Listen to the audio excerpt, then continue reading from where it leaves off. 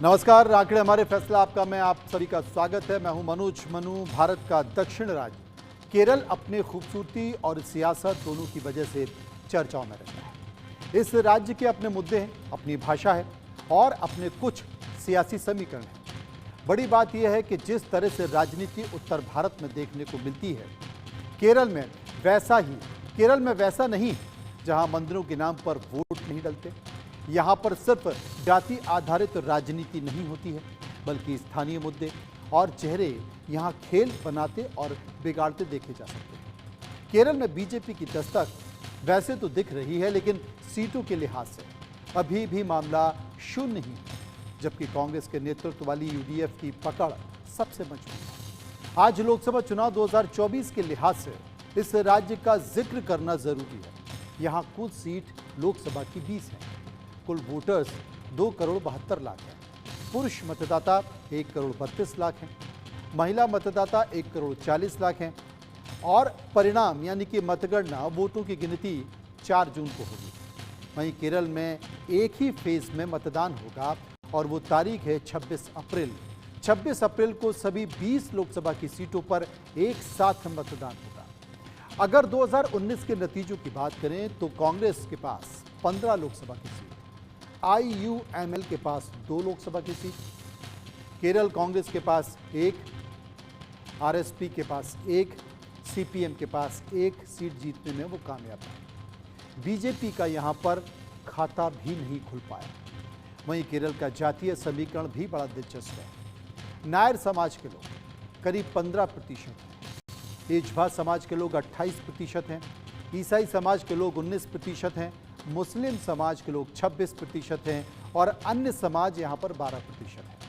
लोकसभा चुनाव 2024 में केरल राज्य में भी कई सारे मुद्दे शोर मचा रहे हैं, जैसे कि बेरोजगारी, भ्रष्टाचार, मानव पशु संघर्ष, चुनावी बॉन्ड, वाम मोर्चा बनाम कांग्रेस, राज्य सरकार के काम, केंद्र सरकार के काम, मोदी की गारंटी, CAA, राम मंदिर और अनुच्छेद 370। ये तमाम सारे मुद्दे हैं जो प्रमुखता से चुनावी समर में देखे जा सकते हैं। वहीं केरल में प्रमुख रूप से यूडीएफ गठबंधन में कई ऐसी पार्टियां हैं, जैसे कि Congress, Indian Union Muslim League, Kerala Congress M, Revolutionary Socialist Party सक्रिय है, जबकि NDA गठबंधन के साथ BJP, BDJS, KCT party active है। और वहीं LDF अलायंस में CPM, CPI पार्टी भी सक्रिय दिखाई दे रही है। केरल की सबसे चर्चित सीट वायनाड लोकसभा सीट, और इस बार भी यहां राहुल गांधी चुनाव लड़ रहे हैं, लेकिन इतना आसान नहीं होगा क्योंकि यहां चुनावी घमासान तगड़ा है। राहुल गांधी जो कांग्रेस के प्रत्याशी हैं, तो एनी राजा CPI प्रत्याशी हैं। वहीं बीजेपी से के सुरेंद्रन चुनावी मैदान में है, जो राहुल के लिए बड़ी चुनौती साबित हो सकते हैं। और चर्चा सबसे ज़्यादा केरल में इसी सीट को लेकर हो रही है। अब तमाम सारी बातों के साथ साथ इंडिया न्यूज कुछ सवालों के साथ देश की जनता के बीच पहुंच रहा है। केरल राज्य की जनता के बीच जब इन सवालों को लेकर इंडिया न्यूज की टीम पहुंची तो क्या नतीजे निकल कर आए, क्या लोगों की राय रही, वो हम आपको दिखाते हैं। कुछ सवाल हमने पूछे हैं। पहला सवाल आपकी टीवी स्क्रीन पर, लोकसभा चुनाव में आपके लिए सबसे बड़ा मुद्दा क्या है? 30% लोगों ने माना, 100% में से 30% लोगों ने माना कि विकास सबसे बड़ा मुद्दा है। 8% लोगों ने कहा कि महंगाई सबसे बड़ा मुद्दा है। 11% लोगों ने कहा कि भ्रष्टाचार के खिलाफ अभियान सबसे बड़ा मुद्दा है। और 41% लोगों का मानना था कि बेरोजगारी सबसे बड़ा मुद्दा है। 10% लोग मान रहे थे कि इनमें से कोई भी वो मुद्दा नहीं है जिसे देखकर हम वोट देते हैं। चर्चा करेंगे, समझने की कोशिश करेंगे। बीजेपी के प्रवक्ता सेवियर रोड्रिक्स इस वक्त हमारे साथ मौजूद हैं, कांग्रेस नेता अजय वर्मा हमारे साथ मौजूद हैं और राजनीतिक विश्लेषक राजलक्ष्मी जोशी हमारे साथ मौजूद हैं। सबसे पहले हम राजलक्ष्मी जोशी के पास चलेंगे। राजलक्ष्मी जी, अगर केरल की राजनीति को देखें, उसके सियासी समीकरण को समझें, तो आप क्या मानते हैं? जी देखिए, अभी ऐसा है कि इतने वर्षों से यहाँ पर ये जो 2 फ्रंट्स हैं, जैसे आपने समझा LDF हो या UDF हो, उन्हीं का वर्चस्व रहा है। UDF जो है वो जो कांग्रेस और जो अन्य जो उनके अलायंस पार्टनर्स हैं, और जो एलडीएफ है वो लेफ्टिस्ट। तो ये जो है उनमें ही हमेशा एक बार ये एक बार वो ये होता रहा है। आप लेकिन अभी पिछले बार जब असेंबली इलेक्शन हुए थे उसमें जो कांग्रेस की जो यूडीएफ है वो उसमें भी वो हार गई थी और एलडीएफ दोबारा आई थी। और जो पिछले लेकिन तो अभी ऐसा है स्थिति केरला में कि जो राज्य में जो है वहाँ पर एलडीएफ है, और जो वहाँ की जो पार्लियामेंटेरियंस हैं, जो मतलब लोकसभा में जो वहाँ के जो 20 सीटें थी वहाँ से 19 सीटें जो हैं वो यूडीएफ वालों के पास है। तो मतलब आप समझेंगे कि वो उनमें से आप जैसे मोदी जी हमेशा जो डबल इंजन की बात करते हैं, तो यहाँ पर वो बिल्कुल उल्टा है कि राज्य में अलग है और केंद्र में उनके पार्लियामेंटेरियन जो है वो अलग है। वो तो एक समस्या है ही। और लेकिन अभी जो इंडिया अलायंस में जो है वो दोनों एकत्रित आना चाहते थे, लेकिन अभी आप देखिए कि वो बड़ी ही कंफ्यूजिंग जो स्थिति ये है कि वो साथ में, वो कहते हैं कि वो साथ में है, लेकिन सबसे बड़े जो दुश्मन नजर आ रहे हैं केरला में वो एक दूसरे के खिलाफ ही नजर आ रहे हैं। तो ये जो कल तक दोस्त थे वो इस वहाँ चुनाव में दुश्मन हो गए और चुनौती उन्हीं से सबसे ज्यादा दिखाई दे रही है। सेबियो रोड्रिग्स इस वक्त हमारे साथ मौजूद हैं। सेबियो साहब, आप क्या मानते हैं, कोई उम्मीद बची है? क्योंकि पिछली बार भी, पिछले लोकसभा चुनाव में भी बीजेपी ने कोशिश जरूर की, पूरी दम लगाई, लेकिन सफलता हाथ नहीं लग पाई। इस बार कोई उम्मीद है? इस बार बहुत ज्यादा उम्मीद है मनोज। मैं आपको कारण बता देता हूँ कि ज्यादा उम्मीद क्यों है। आपके जो रिसर्च ने बोला है उसके वजह से केरला के जो लोग हैं वो जानते हैं और मानते भी हैं कि अभी केरला में विकास होना जरूरी है। केरला का 2 मेजर प्रॉब्लम्स है, मैं जो आपको बता देता हूँ, क्योंकि मैं ज्यादा से ज्यादा मिडिल ईस्ट में रह चुका हूँ और बाहर से अगर आप देखोगे केरला का पूरा जो इकोनॉमी जो है, जो ज्यादा चल रहा है वो फॉरेन रेमिटेंस के वजह से चल रहा है, जो गल्फ रीजन से आता है। और गल्फ रीजन के पैसे से आने से अगर आप एक और चीज जो बढ़ रहा है केरला में, जो अब दिखाई दे रहा है, वो है इस्लामिक रेडिकलिज्म और लव जिहाद जैसे प्रॉब्लम्स जो हो रहा है वहां पे। और ये प्रॉब्लम्स, लव जिहाद का जो प्रॉब्लम है वो किसी हिंदू ऑर्गेनाइजेशन या संस्था ने नहीं उठाया, वहां पे क्रिश्चियन चर्च ने ही उठाया था। अगर आप 2 साल पहले 2 साल पहले पीछे जाओगे तो बिशप ऑफ पल्लाई जोसेफ कलनंगट ने उस पे बहुत सारे शब्द कहे थे, जिसमें उसके क्रिश्चियन कम्युनिटी को वहां पे बोला गया था कि इस्लामिक रेडिकलिज्म और लव जिहाद जैसा जो शब्द है वो क्रिश्चियन गर्ल्स को टारगेट कर रहा है। क्रिश्चियन लोग ये लव जिहाद के अंदर फंस रहा है, और उसके वजह से एक लड़की जो था निमिशा किसी इस्लामिक रेडिकल आदमी से शादी करके आईसिस सीरिया में गया था और अभी वापस आना चाहता है। तो ये सब जो हो रहा है केरला के अंदर, मुझे सिर्फ एक डर है, और ये बीजेपी वहां पे इसलिए स्ट्रांग होने वाला है और स्ट्रांग होकर ही रहेगा वहां पे, क्योंकि केरला कश्मीर की तरह बनना नहीं चाहिए। हमने कश्मीर में देखा था कि इस्लामिक रेडिकलिज्म को ने कश्मीर को क्या किया है। अभी कश्मीर एब्रोगेशन आर्टिकल 370 के बाद थोड़ा उम्मीद है कि वह उन्नति की ओर की तरफ चल रहा है। लेकिन सेबियो साहब, 2014 में भी लव जिहाद का मुद्दा उठाया गया था, आप जिसका जिक्र कर रहे हैं, 2019 में भी मुद्दा उठाया गया था, विधानसभा चुनाव में भी मुद्दा उठाया गया था। सफलता आपको मिल नहीं पाई है, और विपक्षी पार्टियां, चूंकि अजय वर्मा भी जुड़ नहीं पाए हैं, विपक्षी पार्टियां बार बार यही आरोप लगाती हैं कि जब भी चुनाव आता है तो हिंदू मुस्लिम आ जाता है। अजय वर्मा हमारे साथ मौजूद हैं, उनसे एक बार पूछ लेते हैं। अजय साहब, मेरी आवाज आपको मिल रही है? हेलो अजय जी, मेरी आवाज आपको मिल रही है? सेबियो साहब ये कह रहे हैं कि जो केरला स्टोरी है उसी के इर्द गिर्द जो चिंता है बीजेपी की या केरला के लोगों की, वो उसमें बड़ी चिंता लव जिहाद है, और ये लव जिहाद कहीं और से नहीं बल्कि चर्च से ही होकर निकल रहा है।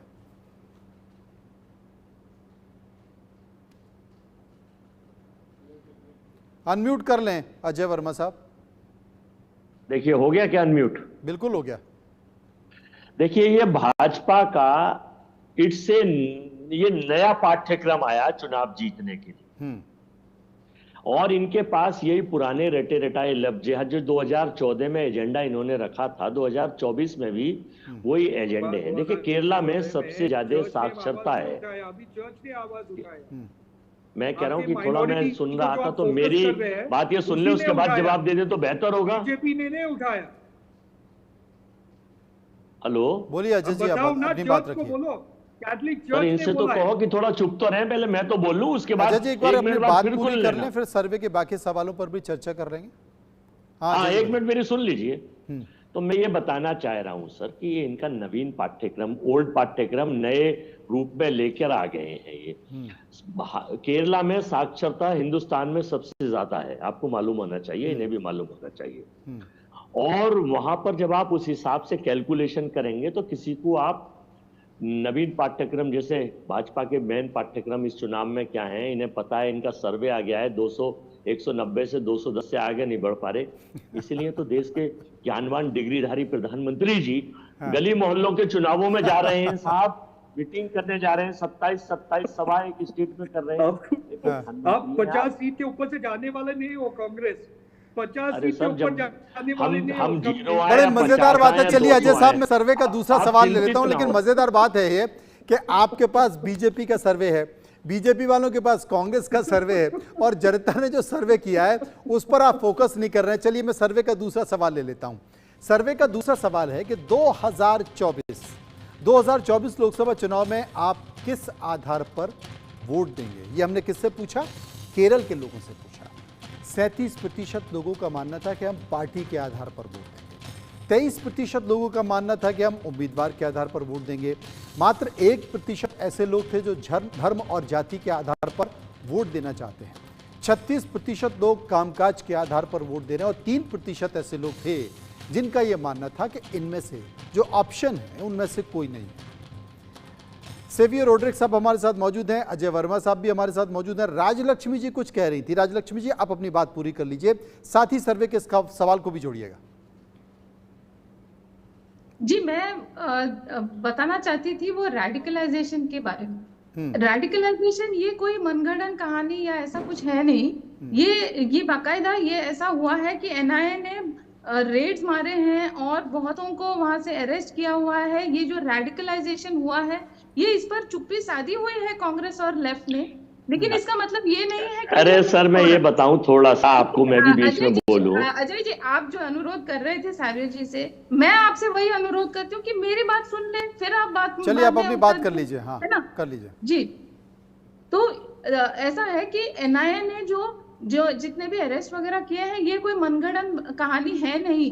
ये जो हो रहा है ना रेडिकलाइजेशन, और लोग जा रहे हैं आईएसआईएस को उसमें भर्ती होने के लिए, ये बड़ी ही चिंताजनक विषय है। लेकिन और भी चिंताजनक विषय ये है कि इस पर पूरी तरीके से चुप्पी साधी हुई है कांग्रेस और लेफ्ट ने, और ये ऐसा बताते हैं कि ये ऐसा कुछ हो ही नहीं रहा है। तो ये कोई फिल्मी बात नहीं है, ये असलियत है वहां की। लेकिन अभी जो मुद्दे हैं वो और भी हैं, ये केवल एक मुद्दा नहीं है। तो ये जो जितने भी मुद्दे हैं उस पर आपस में एक दूसरे पर लांछन कांग्रेस और लेफ्ट ही लगा रहे हैं एक दूसरे। चलिए अजय जी आप अपनी बात रखिए। देखिए सर, ईडी, सीबीआई और एनआईए, इनका कन्वेक्शन रेट देख लीजिए। ये लोग छापामारी चुनाव के समय क्यों करते हैं? 2014 से लगभग। अजय जी इसकी तो हर बहस में, हर चर्चा में है। आपने ईडी, सीबीआई और इनकम टैक्स की बात की। मैं कह रहा हूं कि पार्टी, उम्मीदवार, धर्म, जाति, कामकाज और इनमें से कोई नहीं। जो सर्वे है ना, अगर हम उस पर फोकस रहें तो ज्यादा रहेगा। सर मैं ये भी मैडम बोल रहे हैं कि उनकी बात कर रहा था एनआईए की रिपोर्ट पर, मैं सर्वे पे ही फोकस करके मैं चाह रहा हूँ कि डिबेट इधर उधर ना भटके। आपका नेशनल चैनल है, बुद्धिजीवी लोग देखते हैं, और केरला में तो साक्षरता की दर आपको बताइए कि 97 से भी ऊपर है। मैं ये बताना चाह रहा था कि ये एनआईए, ईडी, सीबीआई, आईटी, इनका कन्वेक्शन रेट देख लीजिए। ये जागृत चुनावों के समय क्यों होते हैं? ये लव जिहाद चुनावों के समय क्यों आता था? कब्रिस्तान शमशान चुनावों के समय क्यों आता था? ये हिंदू मुस्लिम या पाकिस्तान हिंदुस्तान चुनावों के समय क्यों आता था? केरला भी हिंदुस्तान का पार्ट है, और केरला में जो आप देख रहे हैं, जो मुद्दा है सर्वे का, लोगों ने जो कहा ना, 36% लोगों ने कहा था कि हम कामकाज के आधार पर वोट देंगे, 23% ने कुछ कहा था। आपने देश में कामकाज देखा कि जब किसी बीजेपी शासित प्रदेश में, कोई भी शासित प्रदेश हो, कहीं वहां आपदा आती है, डिजास्टर आता है, तो वहां तो सारी सुविधाएं सरकार दे देती है। और अगर जैसे मानो स्टॉलिन साहब है तमिलनाडु के चीफ मिनिस्टर, आजकल वहां एक डायलॉग बड़ा चर्चित हो रहा है कि 28 पैसे के पीएम। वहां पर जब लोग मरते हैं तो वो भारत के लोग ही मरते हैं, भारत के लोग ही डिजास्टर से हताहत होते हैं। या वहां पर जो कोई आपदा आती है तो भारत में ही आती है, वो कोई अंग अलग कोई है, लेकिन वहां के लिए सौतेला व्यवहार होता है, वहां सौत की तरह व्यवहार किया जाता है। देखिए, ये आरोप प्रत्यारोप तो खत्म नहीं होंगे और कई दिन, कई घंटे, कई साल, कई महीने लग जाएंगे। ये आरोप प्रत्यारोप एक दूसरे के ऊपर पार्टियां लगाती हैं। सर्वे का तीसरा सवाल मैं समझ गया, क्योंकि आप मुद्दे पर बात नहीं करेंगे तो मैं मुद्दे पर आ जाता हूं। सर्वे का तीसरा सवाल ले लेते हैं और सर्वे का तीसरा सवाल यह है कि बतौर प्रधानमंत्री नरेंद्र मोदी का कामकाज कैसा रहा। ये हमने किससे पूछा? ये हमने केरल की जनता से पूछा। 41% लोगों ने कहा कि खराब प्रदर्शन रहा है, 31% लोगों ने कहा कि अच्छा प्रदर्शन रहा है और 25% ऐसे लोग थे जिन्होंने कहा कि बहुत अच्छा प्रदर्शन रहा है। मात्र 3% ऐसे लोग थे जिन्होंने इस मसले पर कुछ भी नहीं कहा। सेवियो साहब, जवाब आप ही से। मैं कभी कभी सोचता हूँ कि कांग्रेस अपने जो स्पोक्स पर्सन को भेजते हैं वो कभी अपने टीम से जो केरला के अंदर बात नहीं किया। मैं आपको एक एक्सक्लूसिव इंटरव्यू जो जोस मनी जी ने जो केरला का चीफ है कांग्रेस का, उसने क्या कहा था लव जिहाद के बारे में। एक एक्सक्लूसिव इंटरव्यू में कहा कि there are some cases of love jihad which have come up and that they need to be addressed. We should definitely address it. If something like this is taking place, we should address it. यानी कि वो क्या बोल रहा है कि वो मान रहा है कि लव जिहाद ऐसे चीज हो रहा है केरला के, और उनको उसको देखना, उसको स्टडी करना और उसके ऊपर कुछ सोल्यूशन लेकर आना जरूरी है। अगर कांग्रेस के केरला चीफ ये मानता है तो ये स्पोक्स पर्सन क्या बोल रहा है? ये बीजेपी का काम नहीं है। और चर्च ने जो बोला है वो चर्च ने बोला है, वो बीजेपी का काम नहीं है। तो ये डर है।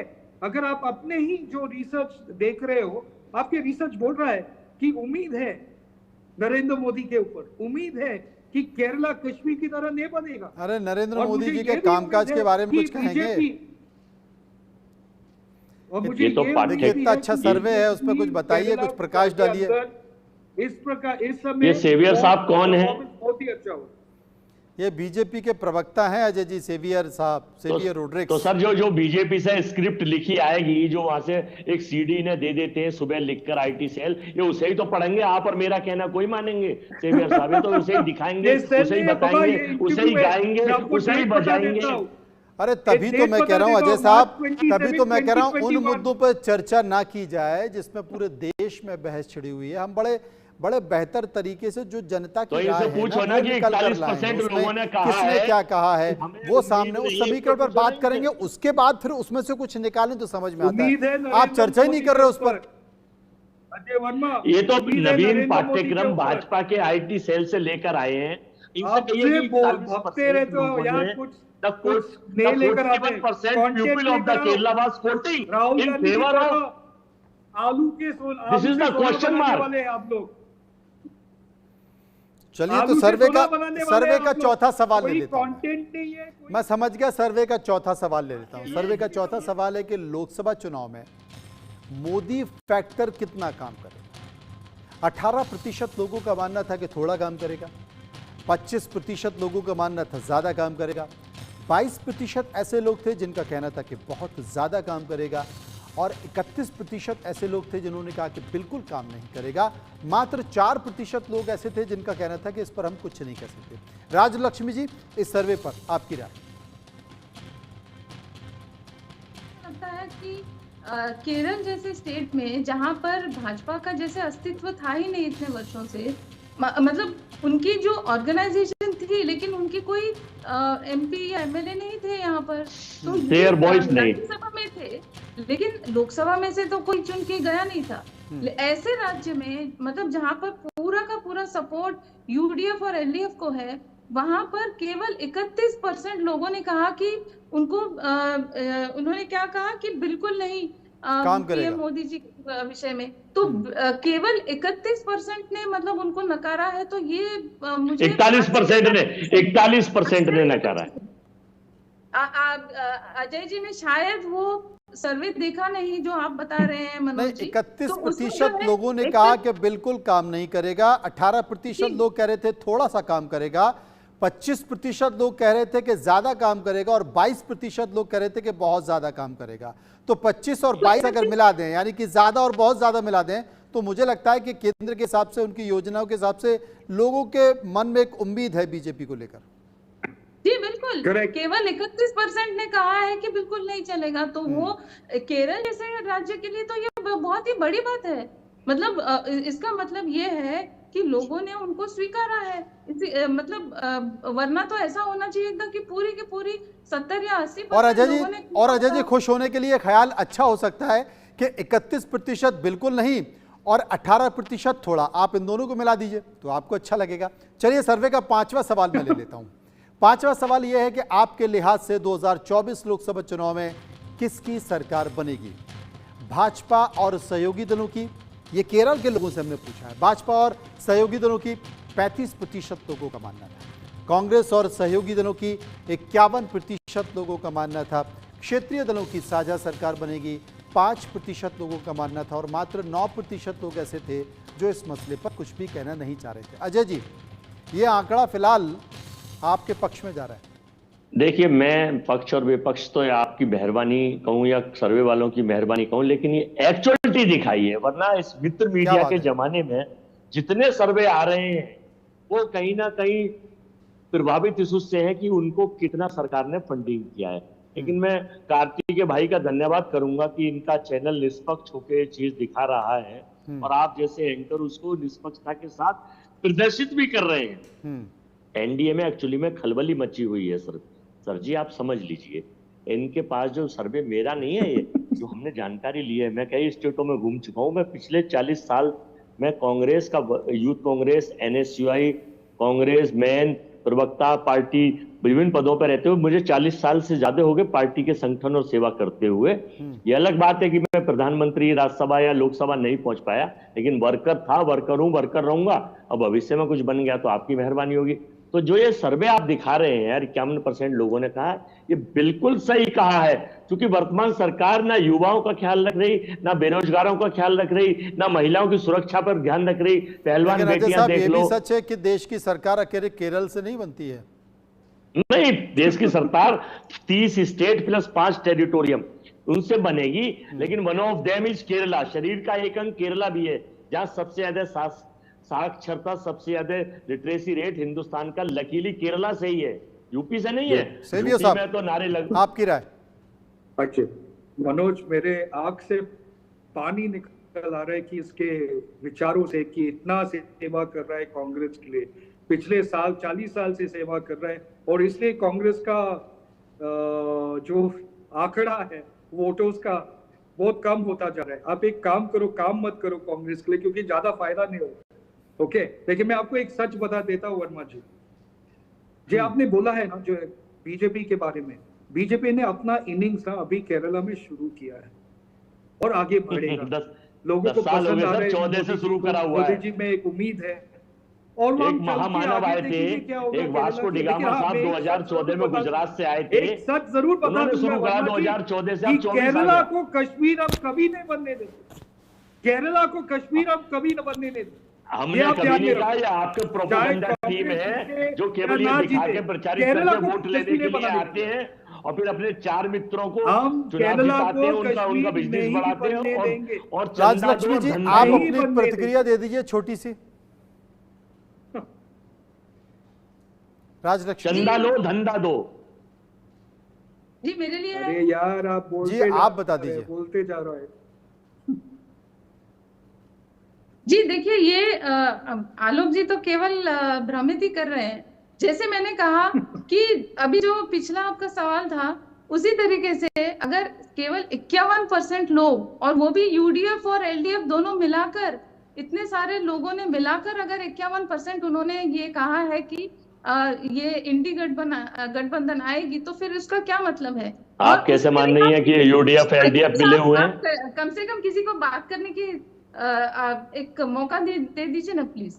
देखिए, एलडीएफ और यूडीएफ, जैसे मैंने आपको पहले भी बताया मनोज जी, कि वो आपस में इतनी, मतलब उनका ही आपस में क्लेश इतना चल रहा है कि देखिए वायनाड में क्या हो रहा है। एनी राजा बता रही है कि राहुल गांधी जी की क्या खामियां हैं, वो भाजपा नहीं बता रही है इतना जितना एनी राजा बता रही है।